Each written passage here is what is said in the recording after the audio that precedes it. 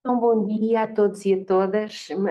Antes de mais, um agradecimento especial aqui à Sara Franco da Silva, doutoranda do doutoramento em Sociologia. Este workshop inicia um ciclo de workshops promovidos no âmbito do Grupo de Investigação Desigualdades, Trabalho e Bem-Estar, que coordeno com o Renato do Carmo. Desafiámos um conjunto de estudantes e vamos continuar a desafiar a virem apresentar os trabalhos que estão a desenvolver no âmbito do seu doutoramento e por aqui tentar também suscitar uma partilha entre estudantes e entre os estudantes e as diferentes gerações de investigadores que participam também neste grupo de investigação. E, portanto, ser também um agradecimento também muito especial ao Nuno Nunes, que aceitou comentar o trabalho da Sara. E pronto, vamos começar. Muito obrigada, bom dia a todos e a todas. Também agradecer aqui a organização desta iniciativa, que considero muito positiva. Portanto, aqui uma oportunidade também para os doutorandos poderem expor aquilo que são os desafios que vão encontrando no decorrer da sua pesquisa e, portanto, ao longo das várias fases da pesquisa. Agradecer então também aqui aos coordenadores do grupo de investigação e ao professor também Nunes pelo comentário. Relativamente então aqui à apresentação que eu irei fazer hoje, tem a ver com o meu projeto de doutoramento, portanto no doutoramento em Sociologia. Estou neste momento no 4º ano, portanto pretendo terminar esse projeto no próximo ano, que é também quando termina a bolsa de investigação da FCT. O título do projeto é O Trabalho Digno e as Desigualdades Sociais na Sociedade Digital, e este projeto é orientado pela professora Rosário Mauriti e recentemente juntou-se à nossa equipa também aqui a professora Maria do Carmo Botelho. Relativamente àquilo que são os objetivos deste projeto, portanto, o projeto tem como objetivo amplo e geral perceber as relações entre desigualdades sociais e contextos de relações de organização das relações de trabalho em diferentes escalas comparativas. Portanto, por um lado, procura-se olhar para aquilo que é uma perspectiva comparativa da Europa e, portanto, perceber em que medida é que se diferenciam aquilo que são as percepções e as experiências de trabalho digno nos países da Europa, mas perceber também em que medida é que estas percepções de trabalho digno e estas experiências de trabalho digno se relacionam com um conjunto de vetores de desigualdade social. Desigualdades sociais relativamente àquilo que são a distribuição de recursos, mas também desigualdades sociais relativamente àquilo que são as categorias às quais as pessoas pertencem. Por exemplo, se o facto de eu ser homem ou mulher poderá ter alguma implicação naquilo que são as minhas condições ou percepções de trabalho digno, isto numa perspectiva comparativa entre os países da Europa. Por outro lado, também um objetivo desta pesquisa é efetuar esta análise ao nível de Portugal e aqui olhando para os municípios portugueses. Portanto, por um lado, mapear condições de trabalho digno ao nível local em Portugal, por outro lado, perceber em que medida é que estas condições de trabalho digno se articulam, uma vez mais, com aquilo que são, então, desigualdades sociais. Portanto, o projeto tem estas duas grandes dimensões, digamos, por um lado, aquilo que são as desigualdades sociais, por outro lado, o trabalho digno, ambos aqui analisados a partir de uma perspectiva multidimensional, e neste workshop, portanto, o intuito será focar-me aqui em torno das questões relativas ao trabalho digno e, portanto, também aproveitar este workshop para validar os indicadores que estou a utilizar para medir o trabalho digno em diferentes escalas territoriais. Então, como dizia, o objetivo deste workshop prende-se muito com a dimensão do trabalho digno, propor aqui uma definição teórica que me permita operacionalizar este conceito, validar e perceber também aqui e aferir um bocadinho aquilo que é também a vossa perspectiva sobre os indicadores que eu estou a utilizar de base local para monitorizar o trabalho digno nos municípios portugueses, e depois também apresentar já aqui alguns resultados exploratórios e, portanto, com base nos indicadores que já tenho disponíveis, já fiz aqui algumas análises e, portanto, já percebo que as experiências e as condições de trabalho digno variam consoante o local onde os indivíduos trabalham ou residem. Por fim, trouxe também já aqui a perspectiva relativamente aos países da Europa, onde também vou apresentar já alguns resultados e, portanto, também validar convosco o sistema de indicadores que estou a utilizar para monitorizar as percepções, experiências de trabalho digno dos cidadãos nos países da União Europeia. Então, relativamente àquilo que é uma definição do conceito de trabalho digno, falar de trabalho digno implica falar da Organização Internacional do Trabalho. A OIT foi fundada em 1919, depois da Primeira Guerra Mundial, portanto, no final da Primeira Guerra Mundial, com o objetivo de promover uma melhoria daquilo que são os direitos sociais, mas também os direitos de trabalho dos indivíduos no mundo. É em 1999 que a OIT vai formalizar, não que o conceito de trabalho digno e a noção de trabalho digno não tenham estado presente desde a sua fundação, mas é em 1999 que a OIT vai definir a Agenda para o Trabalho Digno como aquilo que é o eixo da sua ação estratégica. E considera que só através da promoção de uma agenda para o trabalho digno será possível uma globalização justa que não deixe ninguém para trás. Isto num contexto de grande globalização, em que se introduzem novas dinâmicas nas relações de trabalho, em que os mercados de trabalho são segmentados e temos, portanto, e assistimos ao crescimento de uma grande quantidade de trabalhadores que enfrentam condições de trabalho precárias, portanto, rendimentos baixos e condições de vida também pouco dignas. Esta agenda para o trabalho digno da OIT parte da ideia de que, mais do que ter um emprego, é necessário ter um emprego de qualidade nas suas múltiplas dimensões. E então a OIT vai estruturar esta agenda em torno de 4 pilares fundamentais. Um primeiro pilar que diz respeito ao acesso a oportunidades de emprego, o que designam como emprego pleno. Um segundo pilar que diz respeito ao acesso e à garantia de princípios e direitos fundamentais no trabalho. E um terceiro pilar que remete para o acesso à proteção social para os trabalhadores, mas também para as suas famílias. E um quarto pilar que diz respeito ao diálogo social.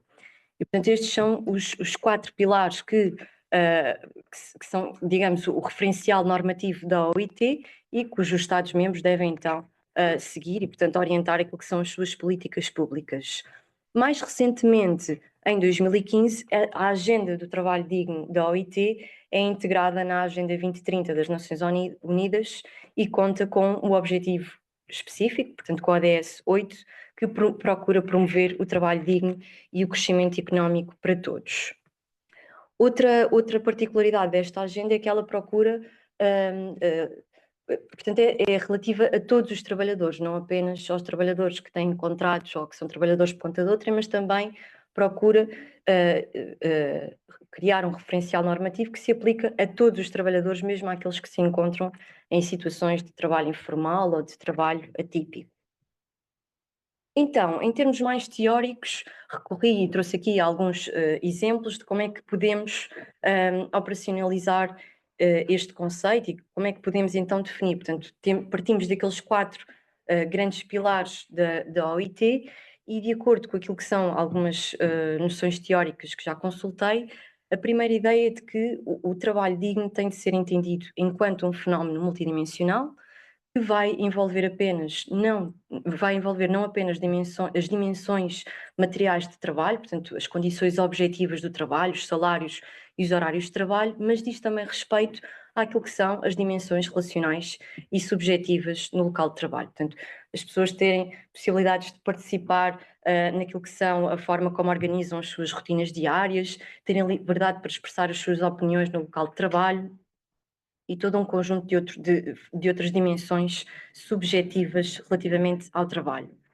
Por outro lado, Hodgson vai defender que os trabalhadores, para defenderem, construírem aquilo que é a sua dignidade no trabalho, precisamente é através de uma dimensão mais relacional e simbólica que o fazem. Portanto, identifica aqui 4 arenas que para ele são também fundamentais, precisamente quando em situações assimétricas de poder os indivíduos tentam construir, defender a sua dignidade no local de trabalho, sendo uma delas precisamente, por exemplo, a possibilidade de criarmos rotinas e termos autonomia para decidirmos como é que vai ser o nosso dia de trabalho.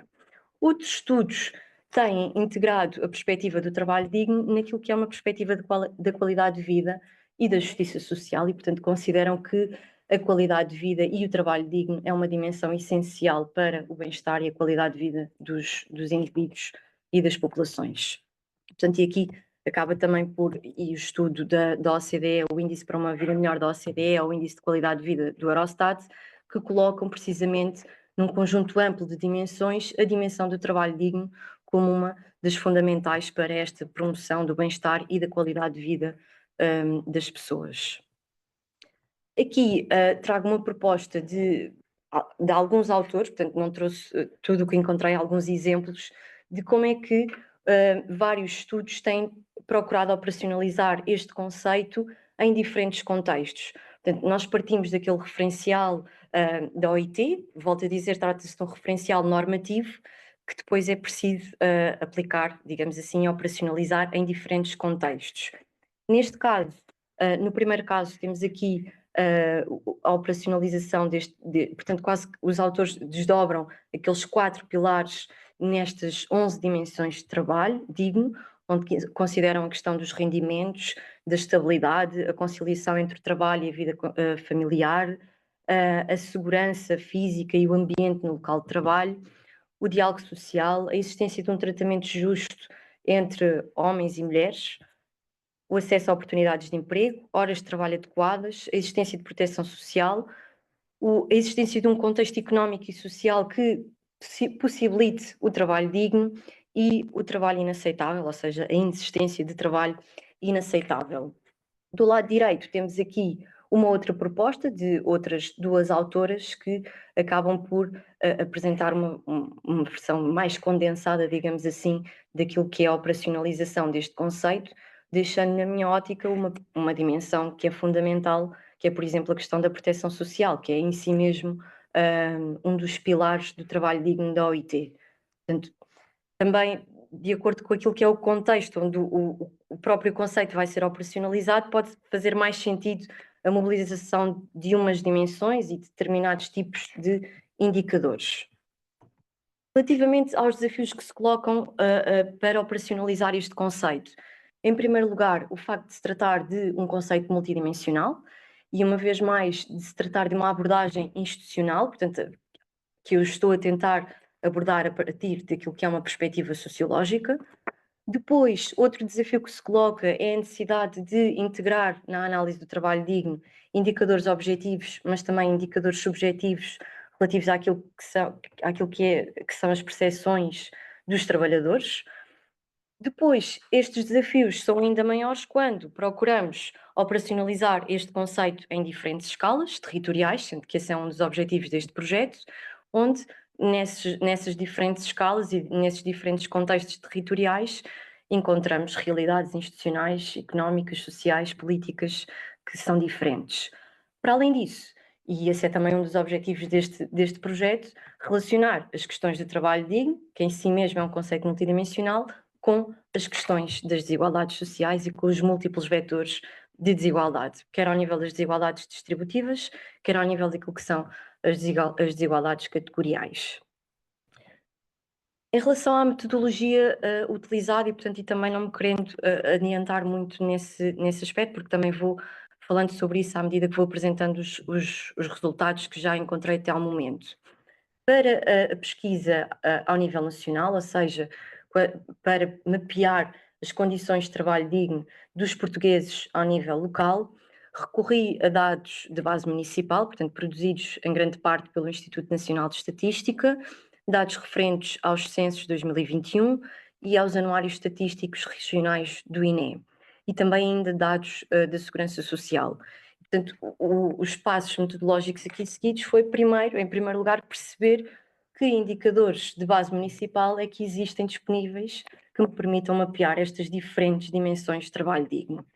Depois disso, criar uma base de dados com estes indicadores, tentar reduzir aqui a multidimensionalidade e avançar já com algumas análises, embora ainda sejam exploratórios, porque, como digo, o sistema de indicadores ainda não está totalmente fechado e, portanto, espero que este workshop também possa contribuir para fechar, de facto, este sistema de indicadores para monitorizar o trabalho digno. Ao nível europeu, utilizei como fonte empírica o European Conditions Survey, referente ao ano 2021, que é o inquérito mais recente disponível.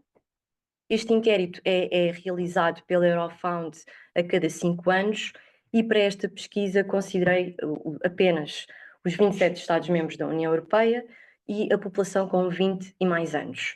E os passos foram relativamente idênticos àquilo que se fez para a escala nacional. Portanto, em primeiro lugar, fazer um mapeamento daquilo que são indicadores disponíveis.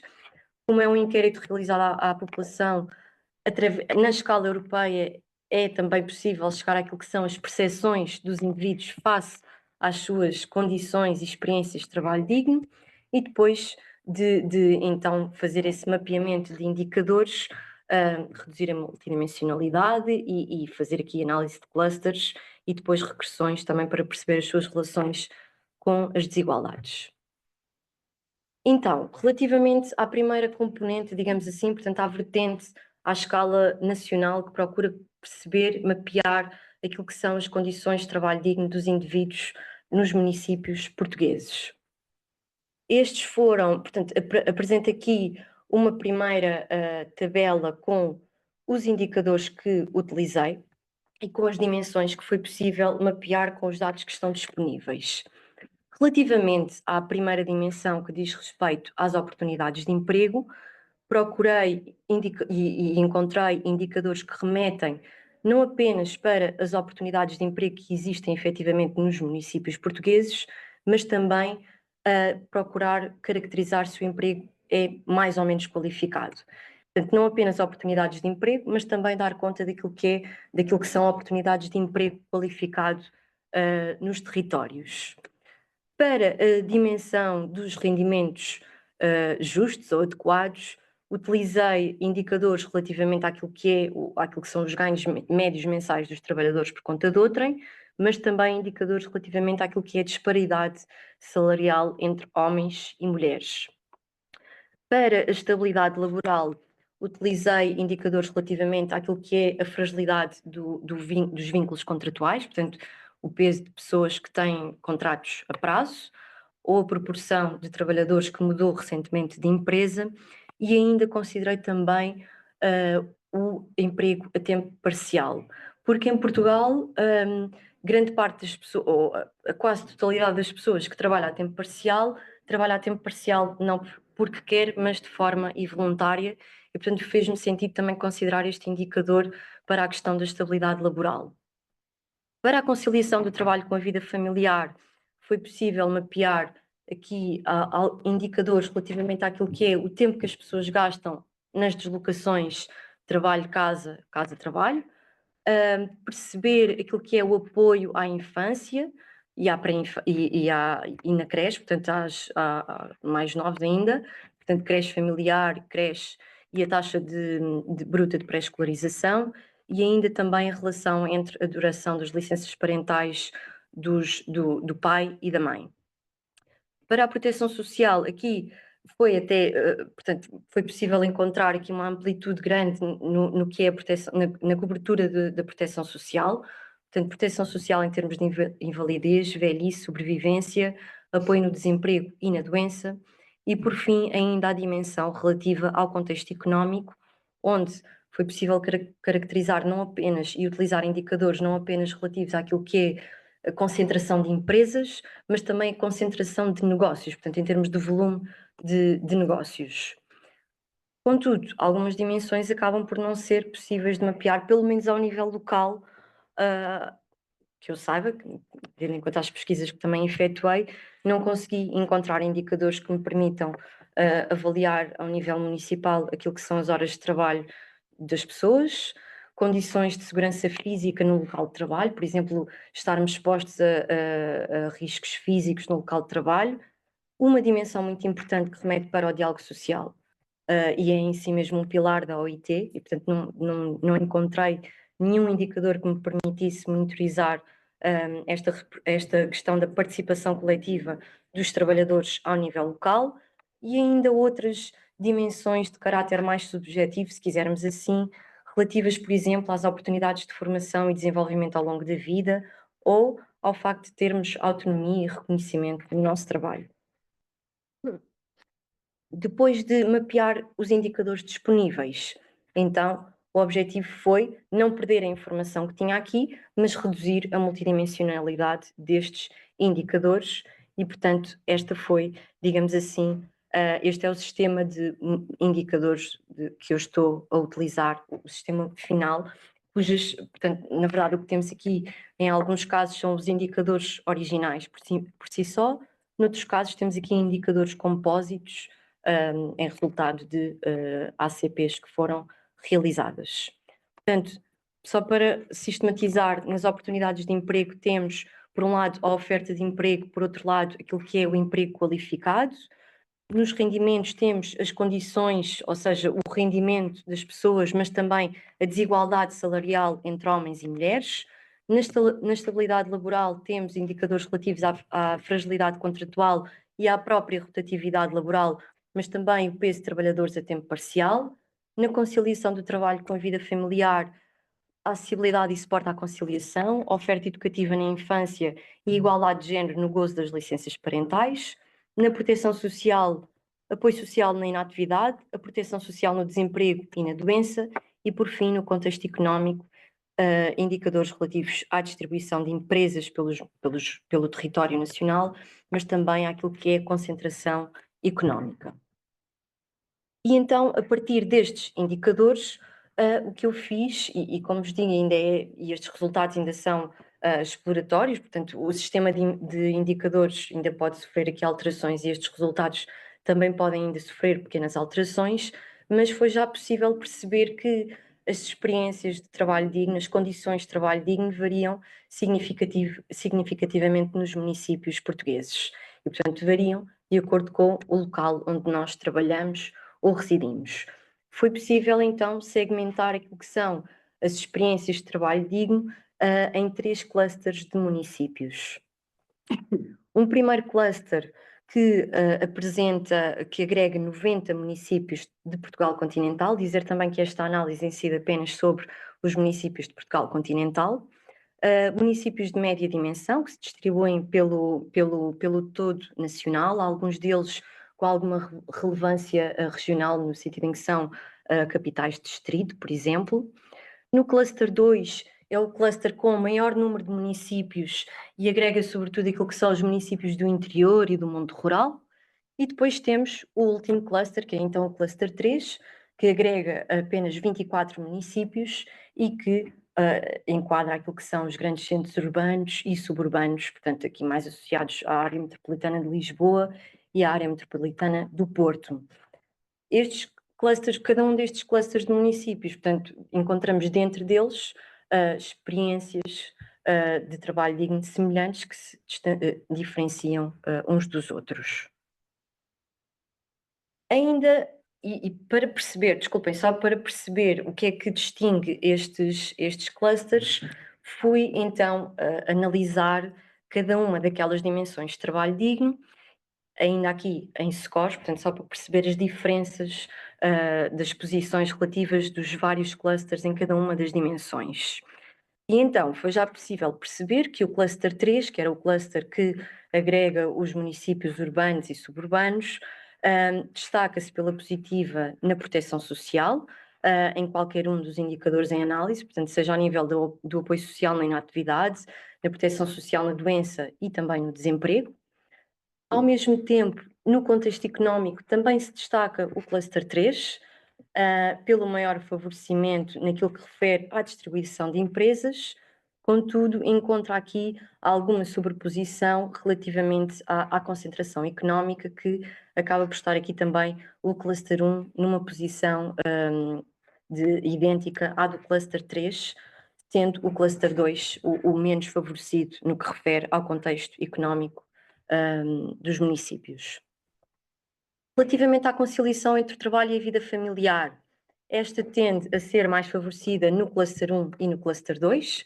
O cluster 3, ou seja, o cluster dos polos suburbanos e urbanos, é o que tem a menor conciliação entre trabalho e vida familiar. E relativamente à dimensão dos rendimentos, os rendimentos tendem a ser mais elevados realmente nos municípios urbanos e suburbanos, mas quando olhamos para aquilo que é a desigualdade salarial entre géneros, vemos que esta também tende a ser maior nestes municípios e, portanto, o cluster 1 acaba por ser o município mais igualitário no que refere àquilo que é a distribuição de rendimentos pelos trabalhadores. Em relação à estabilidade laboral, vemos que é o cluster 3 aquilo que encontra condições de maior desfavorecimento no que refere à estabilidade laboral dos trabalhadores. O cluster 2, portanto, se lembram, o cluster 2 é aquele que agrega os municípios do interior, é o cluster com o maior número de municípios, é de facto aquele cujos trabalhadores apresentam aqui menor fragilidade contratual e menor rotatividade laboral e ainda um menor peso de trabalhadores a tempo parcial. Já no que refere às oportunidades de emprego, o cluster 3 volta a ser aquele que se distingue pelos traços de maior favorecimento, quer ao nível daquilo que é a oferta de emprego, quer ao nível da oferta de emprego qualificado para os indivíduos. E, portanto, com base na análise destes indicadores, aqui ainda temos apenas os scores, portanto, o objetivo era realmente perceber nas várias dimensões de trabalho digno em que medida é que os clusters se diferenciam entre si e, então, decidi atribuir as seguintes designações aos clusters e também para estruturar aquilo que são as diferenças entre eles. Portanto, o cluster 1 vai agregar, então, os municípios de média dimensão, que acabam por se distribuir por todo o território nacional e acabam por apresentar aqui uma posição mediana relativamente aos indicadores em análise, com algum destaque positivo para a dimensão da conciliação entre o trabalho e a vida familiar. Contudo, ainda se registram níveis elevados, por exemplo, de fragilidade contratual e rotatividade laboral. Por isso, designei este cluster como municípios de convergência social e económica. O cluster 2, que designei como municípios interiores de estabilidade e coesão, precisamente porque agrega municípios do interior e do mundo rural, com scores mais baixos em alguns indicadores, sobretudo indicadores económicos e relativos àquilo que são as oportunidades de emprego, oferta de emprego, mas depois é nestes clusters que nós de facto verificamos melhores condições de estabilidade laboral, quer em termos de menor fragilidade dos vínculos contratuais, quer em termos de menor peso de trabalhadores em part-time, e por outro lado é também o cluster onde se verifica uma maior igualdade de salários entre homens e mulheres, portanto acaba por ser de facto o cluster mais igualitário entre os três.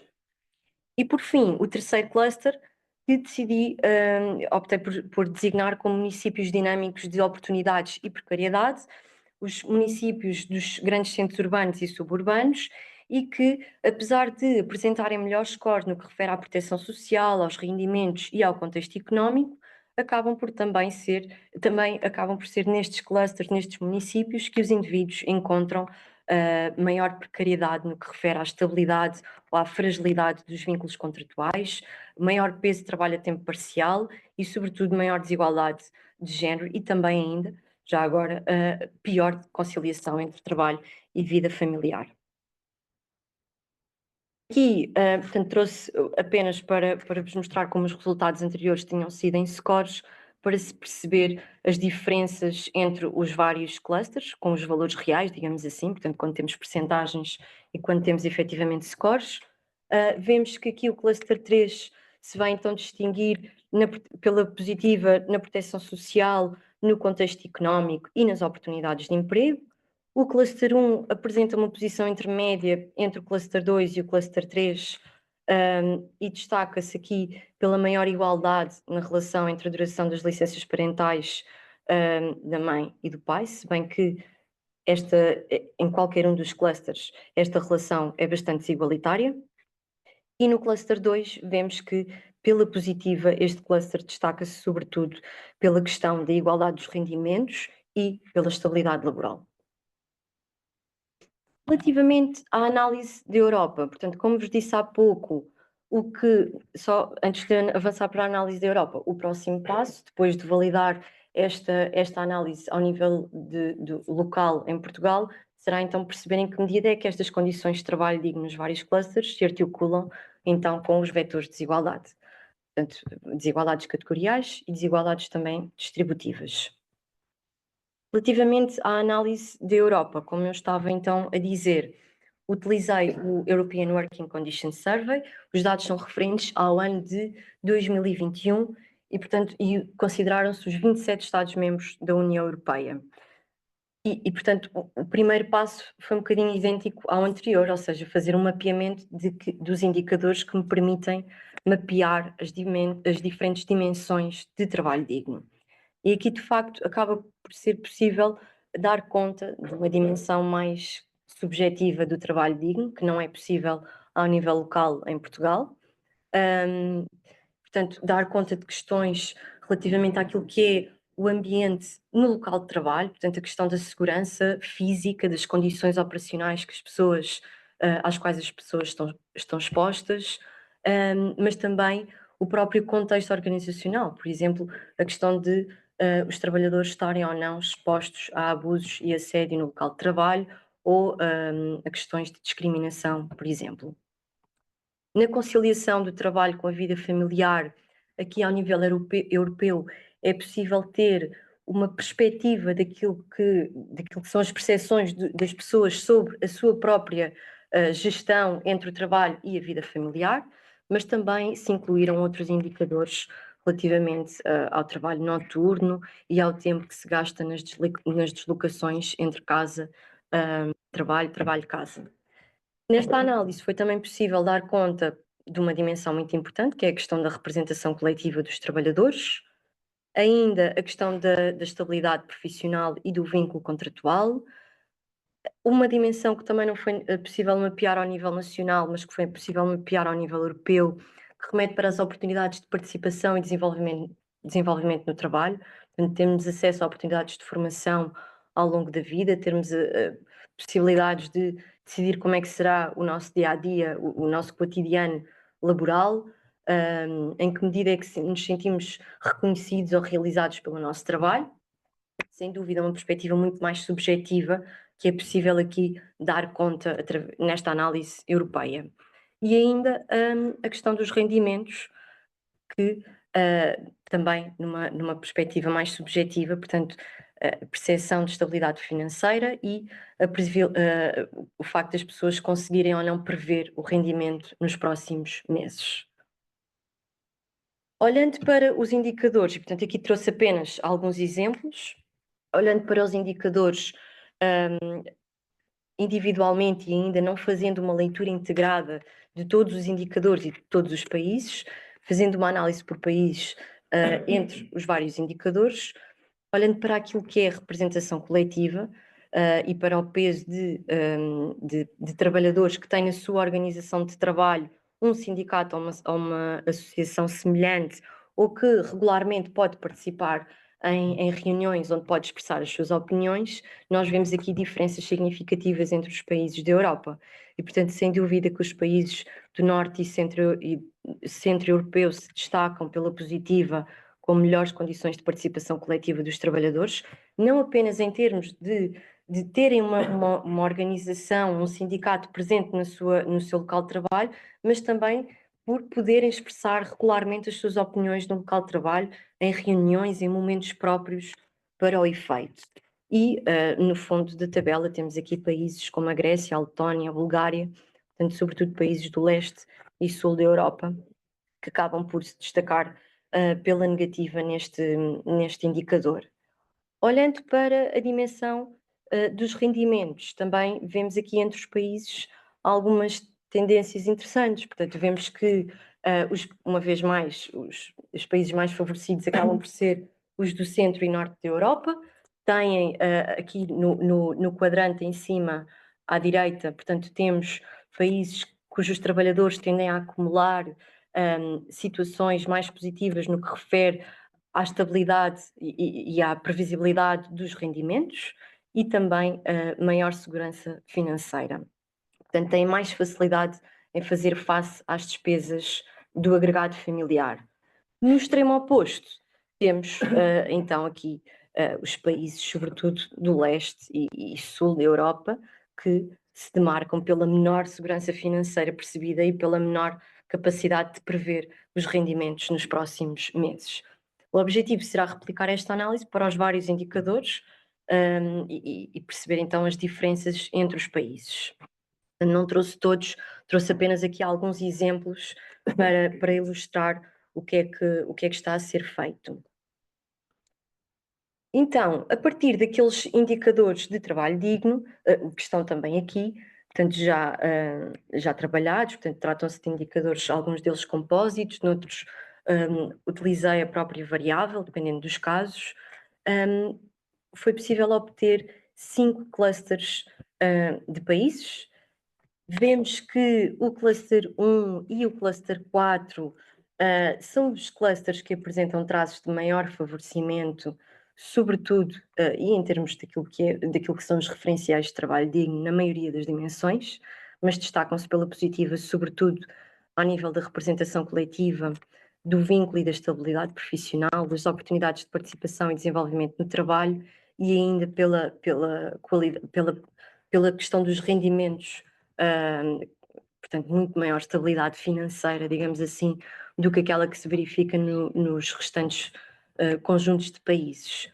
O cluster 1, no entanto, que agrega aqui a Bélgica, a República Checa, Finlândia, França, Irlanda, Luxemburgo e Suécia, acaba por diferir do cluster 4 aqui na questão do ambiente e segurança do trabalho, no sentido em que os trabalhadores deste cluster tendem a estar mais expostos a situações de abuso e assédio no local de trabalho e também a situações de discriminação no local de trabalho. Portanto, este é um traço de grande desfavorecimento neste cluster.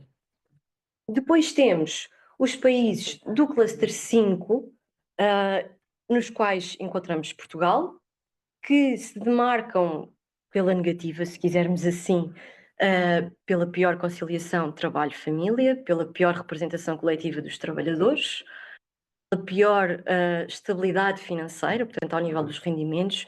É nestes contextos que é mais difícil prever o rendimento nos próximos meses, é nestes contextos que também é mais difícil fazer face às despesas do agregado familiar. E se quisermos, a este cluster 5, de uma forma ainda mais negativa, temos o cluster 3, quase que o Chipre e a Grécia surgem aqui como, portanto, ficam isolados neste último cluster, e se nós olharmos para o peso, para os números que aqui estão, traços de grande desfavorecimento na maioria das dimensões de trabalho digno. Piores ainda do que as do cluster 5, mas, portanto, os países do sul e leste da Europa, sem dúvida, aqui numa situação de maior desfavorecimento.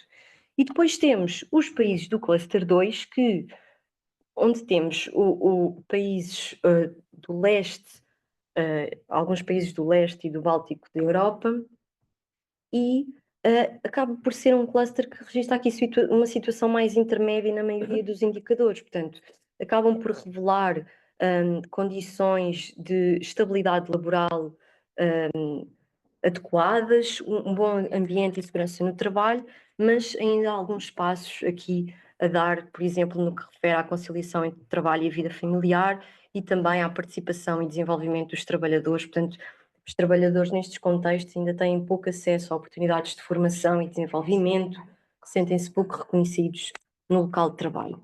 Mas, portanto, esta tabela permite perceber que, de facto, as experiências, as percepções de trabalho digno variam de forma significativa entre os municípios, entre os países da Europa.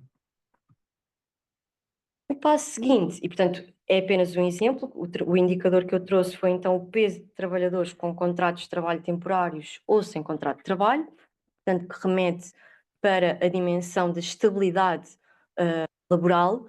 E, portanto, o próximo passo foi perceber, ok, eu tenho tenho diferentes clusters de países, tenho diferentes grupos de países, de acordo com aquilo que são as percepções e as perspectivas dos trabalhadores sobre as suas condições de trabalho. Agora é preciso perceber em que medida é que isso pode variar em função, então, das desigualdades sociais. E, portanto, esta análise é replicada para cada um dos indicadores e para cada um dos clusters aqui em causa. Olhando, então, para este indicador relativo ao peso de trabalhadores com contratos de trabalho temporários ou sem contratos, trouxe como exemplo o caso do cluster 2 e do cluster 5, acabam também por registar aqui algum peso destes trabalhadores, e o que nós vemos é que nos dois clusters de países, portanto, nos dois grupos de países, ser homem os homens tendem a ter uma menor propensão do que as mulheres para estar numa situação de fragilidade contratual. Ser mais velho em relação a ser mais novo também se traduz numa menor propensão para estar numa situação de precariedade dos vínculos contratuais. Mas encontramos diferenças aqui, por exemplo, no grau de escolaridade, que claro que vão ter que ser aprofundadas.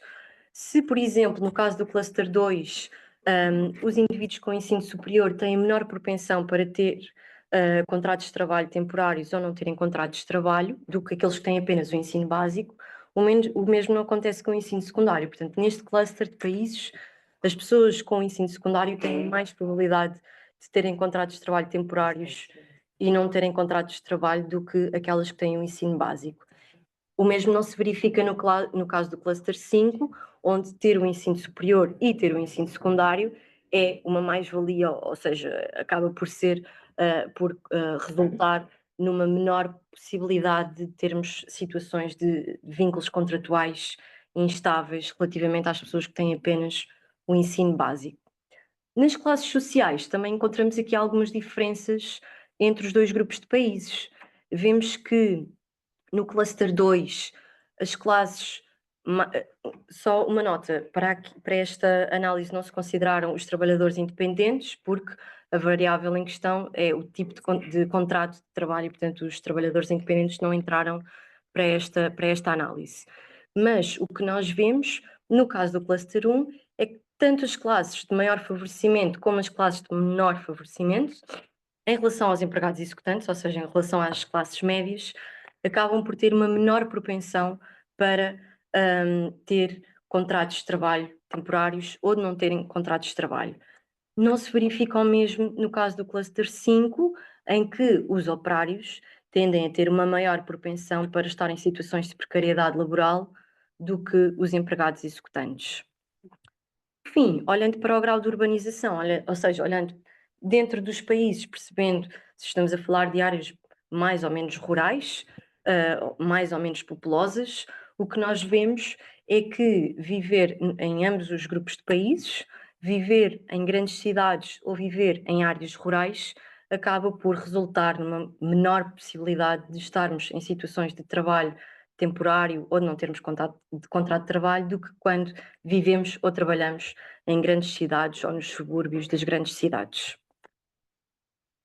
Concluindo, podemos então dizer que, como vimos, o trabalho digno é uma construção multidimensional e socialmente situada, portanto que vai exigir, como nós vimos aqui, a articulação entre indicadores objetivos, mas também de dimensões subjetivas e relacionais.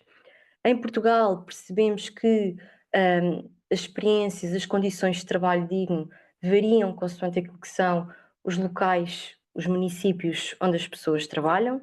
Encontramos 3 configurações territoriais distintas, onde as principais clivagens surgem entre um grupo de municípios, os municípios interiores, que, apesar de serem caracterizados por menor dinamismo económico, apresentam melhor estabilidade contratual, melhor coesão, se quisermos assim, e melhor conciliação do trabalho com a vida familiar. E no extremo oposto temos então os municípios urbanos, onde coexistem oportunidades de trabalho e rendimentos elevados com vínculos contratuais precários e uma forte desigualdade de género. Ao nível europeu, percebemos também que aquilo que são as experiências e as percepções de trabalho digno variam consoante os vários modelos de Estado Social. Encontramos diferentes grupos de países, os países do norte e do centro da Europa que tendem a reportar, cujos trabalhadores tendem a reportar condições de maior estabilidade de emprego, melhores condições de participação coletiva dos trabalhadores. Países do leste e sul da Europa com uma maior exposição àquilo que é o emprego informal e o emprego precário, e também esta percepção de que o rendimento não é suficiente para fazer face às despesas do agregado e não é possível prever, portanto, esta falta de estabilidade em termos financeiros. Estes resultados sugerem desde já que aquilo que são as políticas públicas para promover o trabalho digno devem ter em conta o território ao qual são dirigidas, precisamente porque vemos, e vimos apesar destes resultados ainda serem exploratórios, vemos que se há municípios, grupos de municípios que são favorecidos em algumas das dimensões de trabalho digno, acabam por ser desfavorecidos noutros, e portanto talvez estas políticas públicas tenham de facto de ter em conta os territórios aos quais são dirigidos. Alguns limites que se encontram e que se têm encontrado ao longo da pesquisa, portanto, esta dificuldade em harmonizar indicadores entre várias escalas, portanto, a pesquisa tem aqui várias escalas ao nível europeu, ao nível nacional e local, e portanto é difícil, digamos assim, harmonizar todas estas escalas e todos estes indicadores. Outra dificuldade que se encontrou é a ausência de certos indicadores ao nível local, portanto em Portugal, que não permitem de facto mapear algumas das dimensões, por exemplo, a dimensão da participação coletiva, que é uma dimensão estrutural do trabalho digno, pelo menos de acordo com aquilo que é a noção da OIT, e depois esta necessidade de articular indicadores objetivos com indicadores subjetivos, e isso não foi de todo possível, portanto esta questão de integrar indicadores subjetivos não foi possível ao nível local, sendo que os próximos passos são então também tentar integrar a perspectiva dos indivíduos e prevê-se a realização de entrevistas para ter também esta componente mais subjetiva sobre o trabalho digno e ainda aprofundar então as relações entre as condições de trabalho e as desigualdades sociais.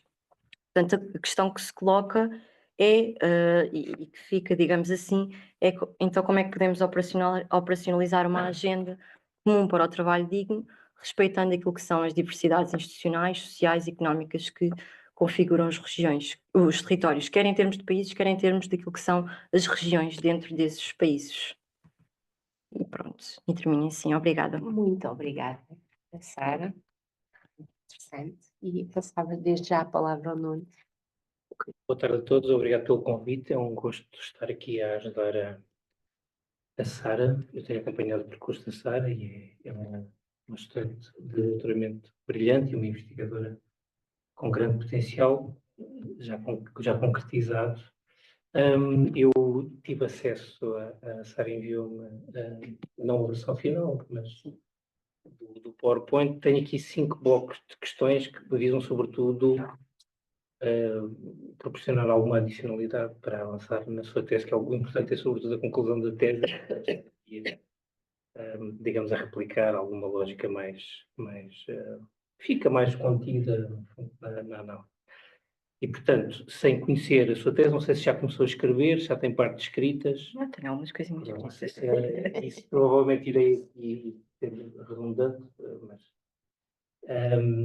o primeiro bloco que eu gostaria de fazer alguns comentários tem a ver com a questão da problematização científica. O primeiro comentário tem a ver com o facto deste ser uma tese que estuda grandes problemas científicos, e isso é relevante. É uma tese útil, necessária, e, portanto, isso acho que produzir ciência que tem utilidade parece-me fundamental. E, portanto, esta tese, claramente, a questão do trabalho digno, a questão das desigualdades sociais na sociedade digital, parece-me a sua grande questão, provavelmente vou ser demasiado simplista, é o que é que explica as condições do trabalho digno. Quais são os fatores explicativos do trabalho digno, e vai propondo, digamos, avançando com algumas hipóteses, com algumas ideias, mas a grande questão é esta. Uma questão que eu acho que é muito relevante, que é visível na sua exposição, que é relevante cientificamente, mas também para a construção de políticas públicas, é o fator território nas condições do trabalho digno. E isso parece-me algo bastante promissor para perceber, então, quais são os fatores à escala territorial que, digamos, poderão potenciar ou explicar esse trabalho digno. Depois, há um aspecto que provavelmente é lateral, mas como o seu título fala, trabalho digno e desigualdades sociais na sociedade digital, é até que ponto qual é a problematização que pretende fazer relacionada com a sociedade digital. Pode ser um enquadramento de partida, pode ser isso. Se for mais que isso, convém perceber, convém tentar, mas já sabemos que os indicadores nesta área também são muito limitados, convém, no fundo, articular o trabalho digno com a sociedade digital. Ou seja, um eixo de problematização relevante é as relações entre trabalho digno e sociedade digital, mas depende do estatuto que conferir ao conceito de sociedade digital. Depois, muito importante, já percebi que vai ser destacada a importância das políticas públicas para o trabalho digno. A minha questão, estamos ainda percebo que tem um enfoque territorial, local, ou seja, vamos olhar para as condições de trabalho digno nos territórios e vamos ver então que políticas públicas é que podemos desenvolver, é isso que eu percebo. A minha pergunta, provavelmente será demasiado ousada, alcançar isto é projetar também essas políticas públicas, quer no contexto nacional, quer no contexto europeu, uma vez que a agenda do trabalho digno é uma agenda internacional, mas provavelmente não terá condições para isso. Deve ser 3 ou 4 outra vez. Não estou a pôr em causa o que está a pensar. Depois, do ponto de vista teórico. Do ponto de vista teórico, há aqui o segundo bloco, teoria estado da arte.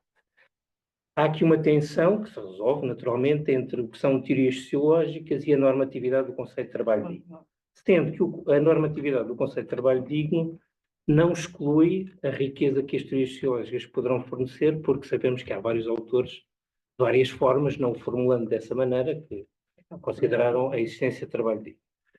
Depois, há aqui alguns elementos de natureza teórica que poderão ser relevantes, mas poderão não ser. A Sara fará esse juízo e eu posso depois também dar conta dessas teorias, mas há aqui, digamos que eu diria, quatro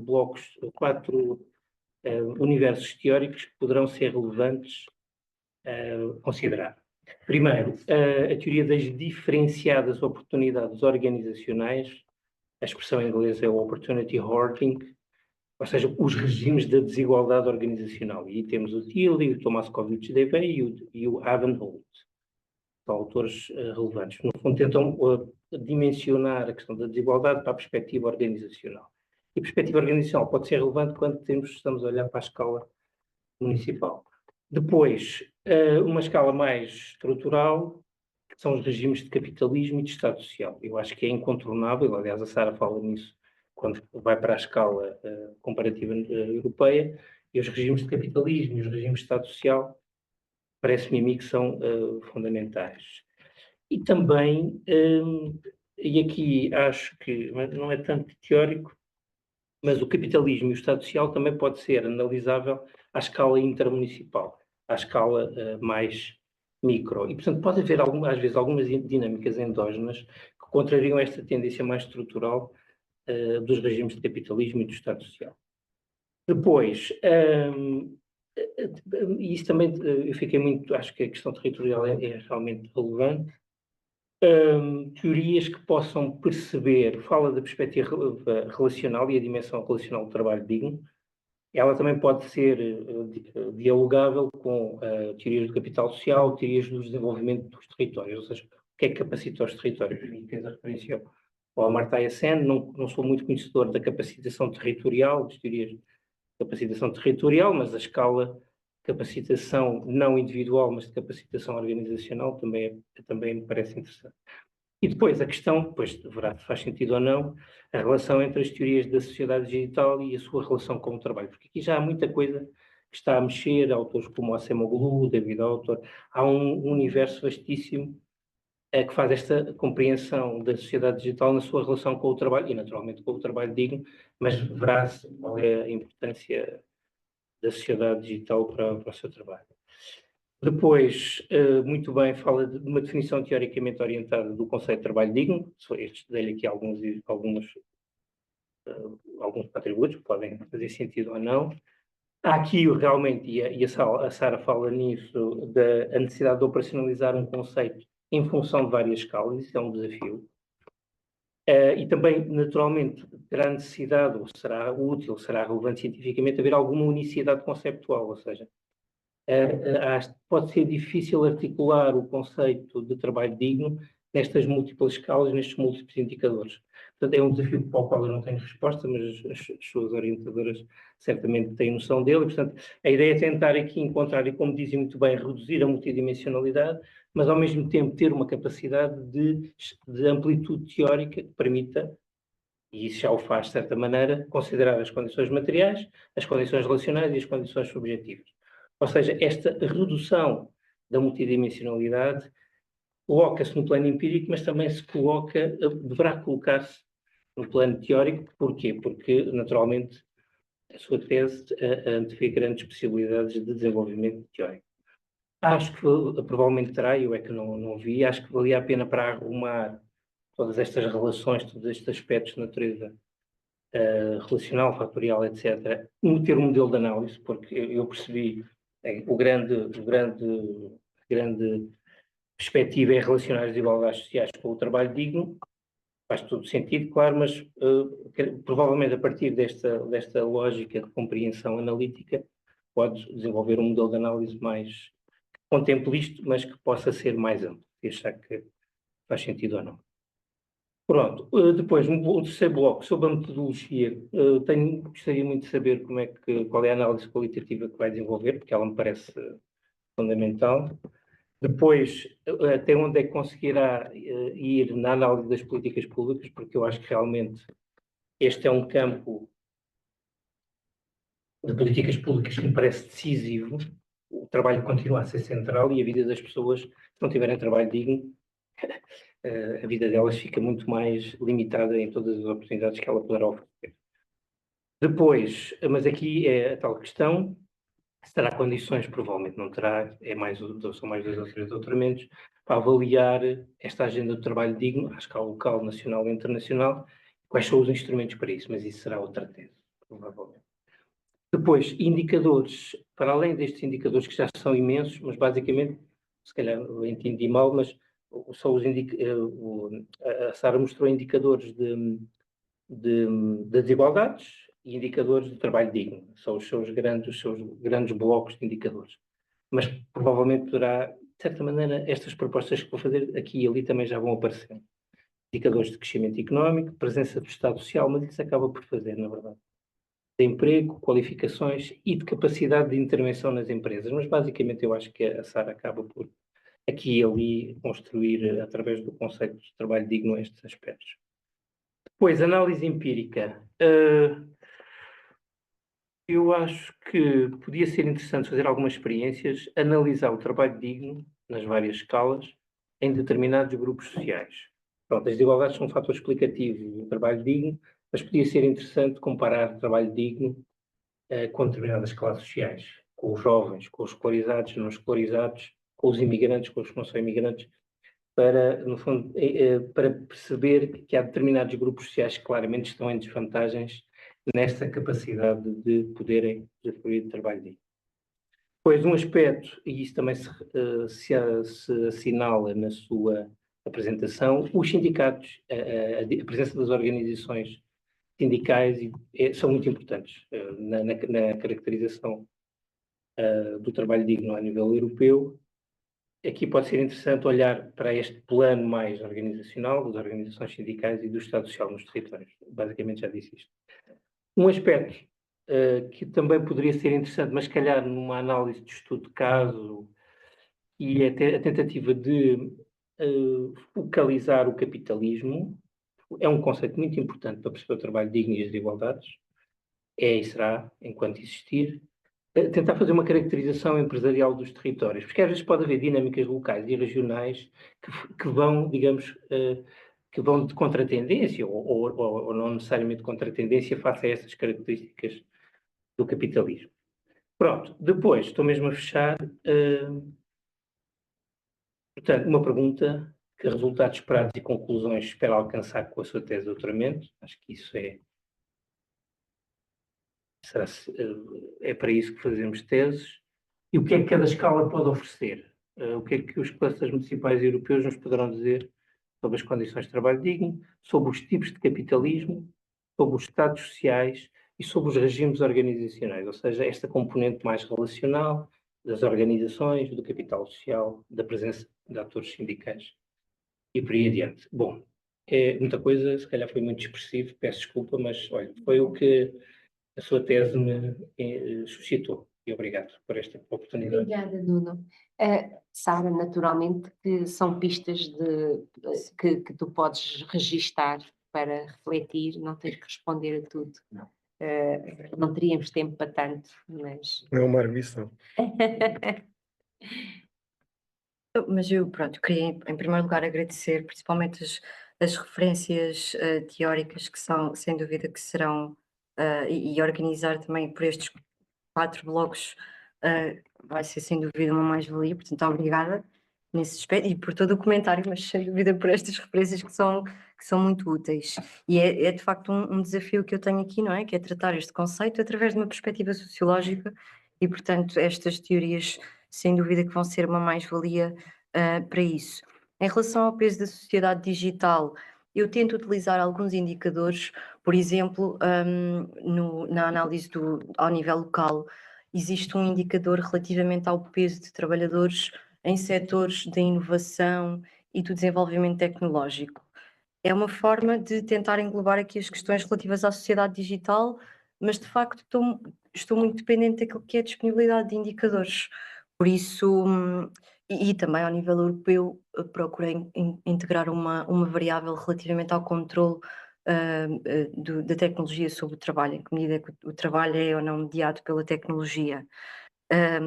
Se é suficiente para esta problematização da sociedade digital, não sei ainda. Ainda tenho que explorar um bocadinho mais, mas, portanto, o objetivo da sociedade digital, e aparece no próprio título da tese, mas era fazer este enquadramento das relações de trabalho na atualidade, não é? Que são sem dúvida muito mediadas por esta questão de digitalização, e isto traz muitas alterações ao trabalho.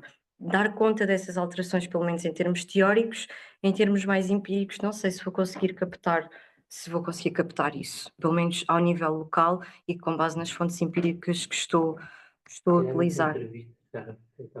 Por exemplo, poderia ser nas entrevistas, lá está, portanto, um dos objetivos, e também era uma das questões que tinha a ver com a parte da análise qualitativa, um dos objetivos que eu tenho com as entrevistas é estes indicadores que eu não consegui mapear a nível local, encontrar respostas a eles através daquilo que são as perspectivas das pessoas, e portanto a questão da sociedade digital pode ser uma das questões que vai nortear estas entrevistas, mas também, por exemplo, a questão da representação coletiva, que eu não consegui encontrar indicadores ao nível local, e tudo o que tem a ver com aquilo que são as perspectivas dos cidadãos, por exemplo, se sentem ou não têm uma boa conciliação entre trabalho e família, que isso, por mais indicadores, eu preciso perguntar às pessoas se sentem ou não essas condições. E o objetivo seria encontrar, portanto, pessoas que representem ou que consigam ilustrar diferentes territórios, diferentes contextos territoriais, portanto, e contextos territoriais em si de contraste.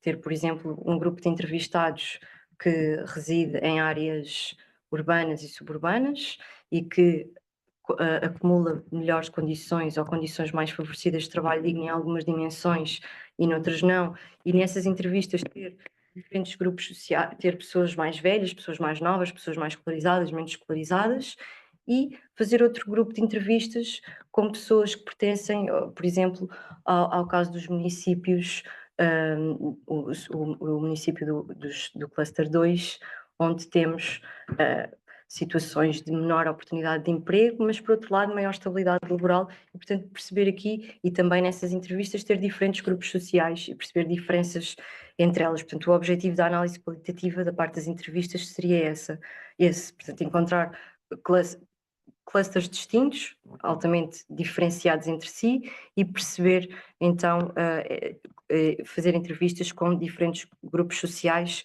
para perceber o que é que diverge e o que é que também, quais é que são as perspectivas destas pessoas. E, portanto, daí também vou tentar articular as questões do trabalho digno com as questões dos vários grupos sociais e das desigualdades, uma vez mais. Pronto, e não sei se a análise das políticas públicas, não estava a pensar fazer uma análise muito focada nas políticas públicas, mas sugerir políticas públicas, ou seja, mas que este trabalho pudesse contribuir para a formulação de novas políticas públicas. Por exemplo, ao nível português, nós sabemos que houve um partido que tinha mesmo uma agenda para o trabalho digno, mas depois nós vamos a ver e não tem nada a ver com estes indicadores que são de facto aqui valorizados, digamos assim, pela OIT. Portanto, fala numa agenda de trabalho digno, mas depois não é bem assim.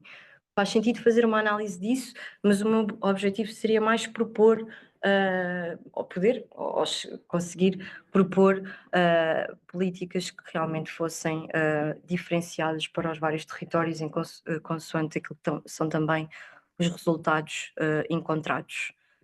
E pronto, não sei se há assim mais alguma questão que. Tá, obrigada. Então, mas Obrigada. obrigada, Sara, Nuno. Não sei se os colegas.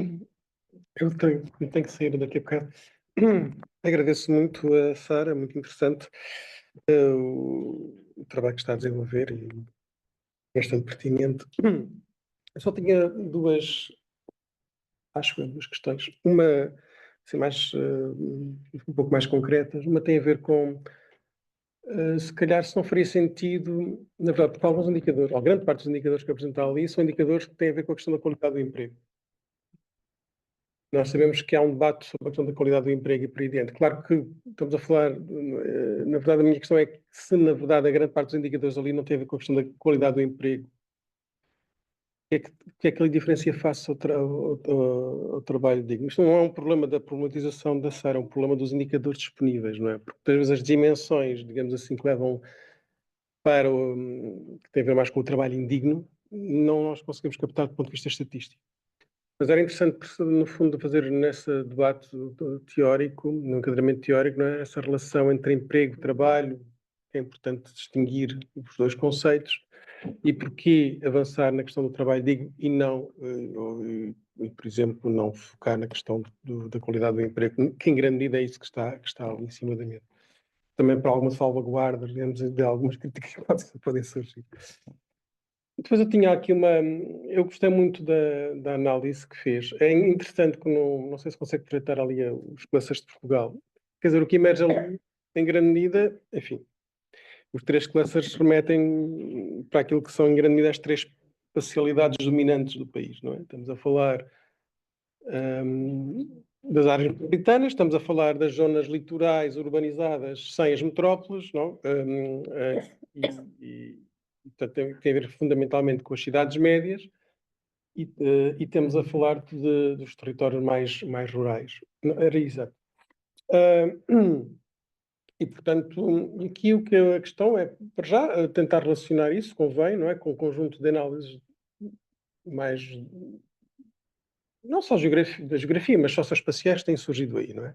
Designadamente um estudo que foi coordenado pela sua orientadora, mas outros, não é? Que tentam fazer essa sistematização, portanto há muita coisa feita a esse nível, e é muito interessante perceber que surge sempre com muita força, não é? Estas três espacialidades. Depois não há muito tempo na análise social que identifica precisamente estas três espacialidades. Elas são muito fortes, cristalizaram muito na sociedade portuguesa. E, portanto, isso é uma questão que convém aqui fazer. Agora, eu tenho dúvidas relativamente aos nomes que atribuiu. E aí acho que podemos que... pronto, que é assim. Na verdade, municípios interiores, eu acho que este conceito, quer dizer, esta terminologia não convém, não existe, não é? E não só interior, isto remete para concelhos de baixa densidade, rurais e por aí adiante, enfim. também aquele, ou seja, até, a minha questão é assim, até que ponto é que neste, eu acho que, tendo em conta de facto que há uma relação com aquilo que são os tipos de espacialidade dominantes, acho que era importante que a questão do território surgisse aqui com força. E, portanto, basicamente o que estamos aqui a falar são zonas metropolitanas, territórios muito marcados com cidades médias e, portanto, exatamente, em que as cidades médias também têm, portanto, utilizar essa. E depois territórios mais baixa densidade, rurais e por aí dentro. Eu acho que, no fundo, pode basear-se em várias tipologias que existem para isso. E eu acho que esta reflexão também é importante tê-la, não é? Portanto, perceber essas, do ponto de vista territorial. Sim, mas não vai resolver agora, só estou a levantar aqui a questão da. Eu acho que é importante explicitar no fundo, nos vários coleções, a questão do território, não é? Ela saliente, não é? E como eu disse, ela remete muito para as três espacialidades dominantes que foram sendo estudadas e por aí diante, desde o C das Nunes, né, por aí diante. Portanto, basta só ler, enquadrar isso e identificá-la aqui nos clusters. Isso também é interessante, não é? Perceber que por via destes indicadores que têm a ver fundamentalmente com o trabalho, esta espacialidade surge por si. Portanto, ela é forte, é muito determinante no território nacional. E agora, também aqui alguma atenção na interpretação dos clusters, nomeadamente o cluster 2. Não é? Chamá-lo de estabilidade e coesão, eu tenho sérias dúvidas pelo tipo de território que estamos aqui a falar. A questão é nivelar por baixo, não é? Nós estamos a falar de territórios que são. Ou do ordenado mínimo, do salário mínimo. É que perante isso nós sabemos que as desigualdades também se atenuam quando estamos a falar de salários mais baixos. Não é? As desigualdades nomeadamente de género, não é? Elas aumentam, exponenciam assim que se caminha para o topo. Né? E continua a haver desigualdades de género, obviamente, do ponto de vista salarial na base, mas ela é menor do que no topo. E, portanto, no fundo, estamos a falar de um conjunto de territórios que são territórios que vivem, quer dizer, estão a perder população, estão a despovoar, têm economias débeis e por aí adiante.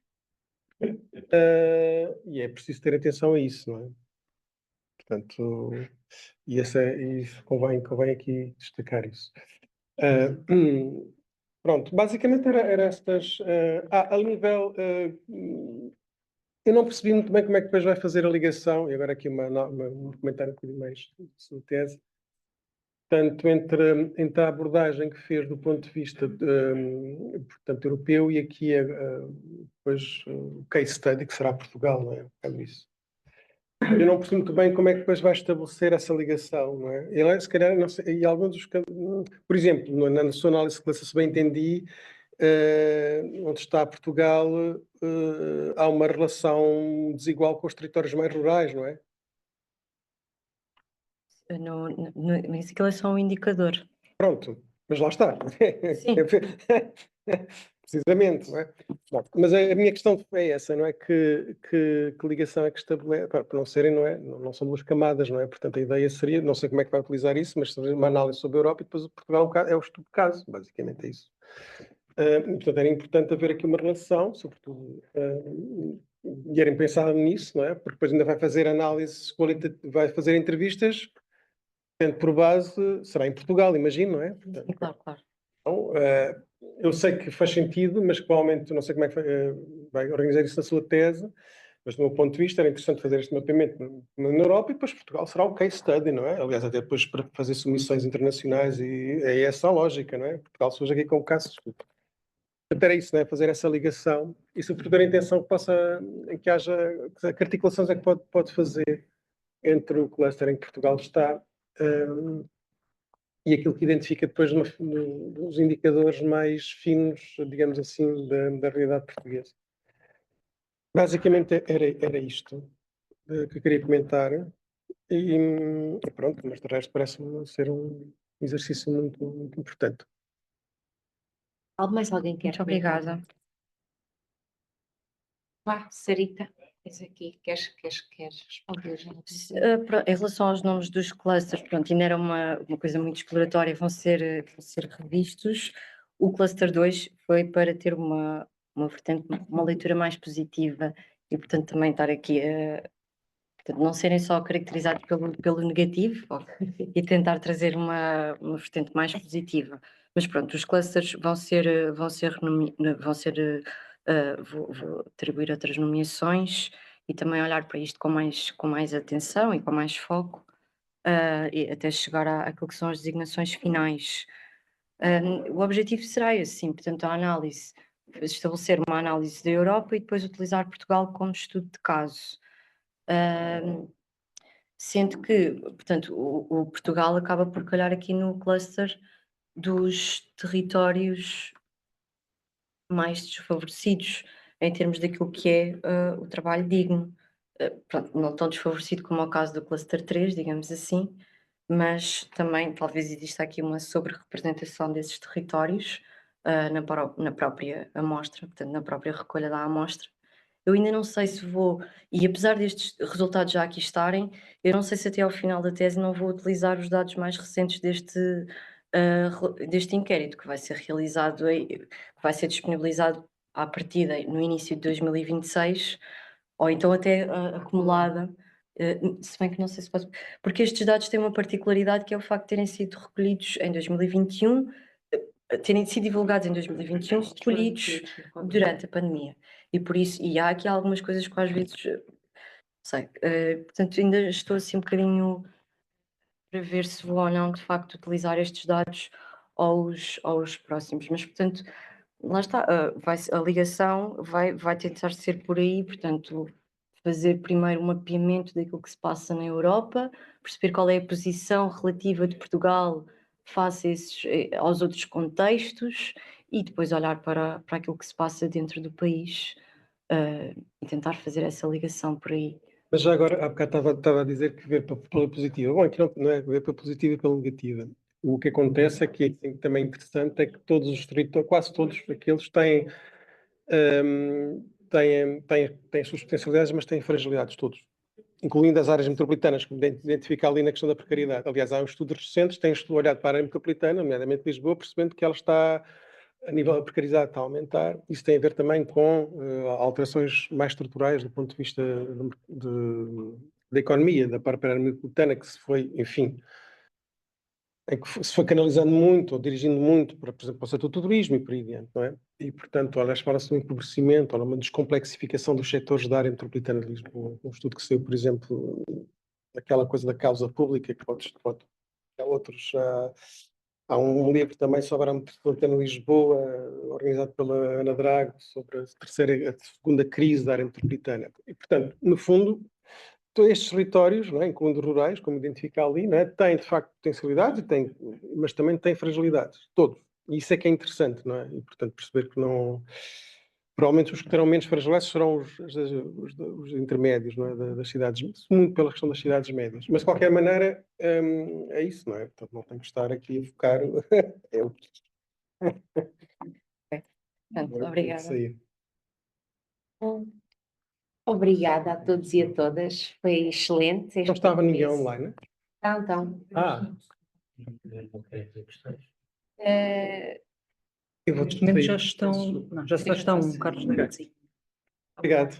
obrigada, Obrigada. Renato. Depois temos que conversar sobre a continuidade desta iniciativa. Não te esqueças de enviar Lembrei. Sim. Muito bem, obrigada. Obrigada. Obrigada e parabéns. Obrigada, Carlos, também. Muito obrigada. Obrigada. Posso enviar isto